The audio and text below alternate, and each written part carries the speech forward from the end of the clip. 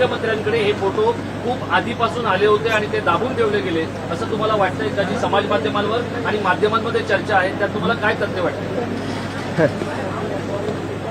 आता या प्रश्नाचं उत्तर स्वतः मुख्यमंत्र्यांनी द्यायला पाहिजे, कारण ते स्वतः गृहमंत्री पण आहेत. आपला प्रश्न जो आहे तो अतिशय योग्य आहे की 2-3 म्हणजे डिसेंबरपासून ही घटना गाजते.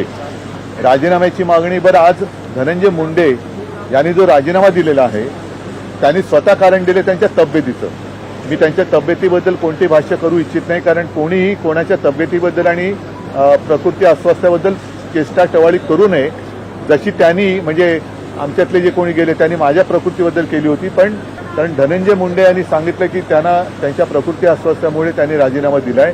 त्याच वेळेला अजितदादा असं म्हणाले की त्यांनी नैतिकतेच्या आधारावरती दिलेला आहे. तर नेमकं कारण काय, आणि जर का त्यांनी प्रकृती अस्वास्थ्यामुळे दिला असेल तर एवढे फोटो आणि व्हिडिओ बाहेर आल्यानंतर सुद्धा त्यांचा राजीनामा मग घेतला का गेला नाही